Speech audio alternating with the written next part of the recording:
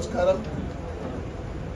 ఈరోజు అసెంబ్లీ సాక్షిగా గవర్నర్ చేత వచ్చి అబద్ధాలు పలికించింది కాంగ్రెస్ ప్రభుత్వం.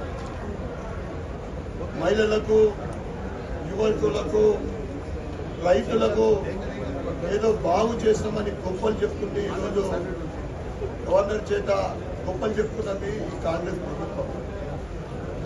ఏదైతే రైతులకు 15,000 రూపాయలు రైతు భరోసా ఇస్తా అని చెప్పి చాటగాక 12,000 రూపాయలు ఇచ్చి ఈరోజు ఎంతమంది రైతులకు నువ్వు రైతు భరోసా కల్పించినో చెప్తే బాగుండని మేము తెలియజేస్తా ఉన్నాం. ఇంకా మహిళలకు కోటీశ్వరులు చేస్తాం 1,00,000 మందికి అని చెప్పి ఎంతమంది మహిళలకు నువ్వు ఇస్తాన్న 2,500 రూపాయలు ఇచ్చినవో చెప్తే బాగుండని మేము తెలియజేస్తా ఉన్నాం.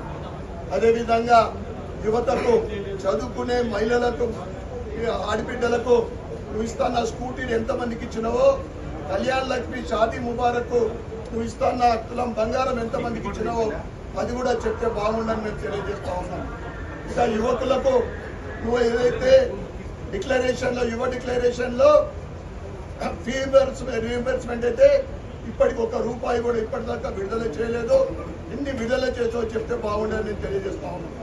అదేవిధంగా నిరుద్యోగులకు నిరుద్యోగ వృత్తి ఎంతమందికి మీరు ఇచ్చిందో చెప్తే బాగుండని ఇవన్నీ విషయాలు తప్పించుకొని కేవలము చేతిలో ఒక ముద్ద పెట్టి కడుపు నిండిందా అనే విధంగా ఏది చేయకుండా ఇంతవరకు ఎటువంటి స్కీమ్లు, ఒక ఉచిత బస్సు తప్ప వీళ్ళిచ్చిన 6 గ్యారంటీలు అన్ని చేసినామన్నట్టు ఈరోజు అసెంబ్లీలో చెప్పడం నిజంగా చాలా దురదృష్టకరం.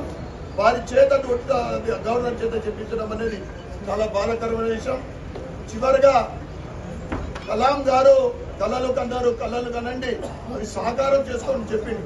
కానీ కాంగ్రెస్ ప్రభుత్వము నిద్రలో కళలు కంటుంది కానీ దానికి ఎటువంటి ఇప్పటిదాకా దాని గురించి అసలు సాకారం చేసుకోవడం కాదు. కాంగ్రెస్ ప్రభుత్వము కళలలో నిద్రలే కంటుంది కానీ ఎటువంటి ఇంప్లిమెంటేషన్ లేదని మేము తెలియజేస్తా ఉన్నాం. రేపు గవర్నర్ గారి ప్రసంగం పైన చర్చలో అన్ని విషయాలు కూడా ఈ కాంగ్రెస్ ప్రభుత్వాన్ని మేము నిలదీస్తామని తెలియజేస్తాం.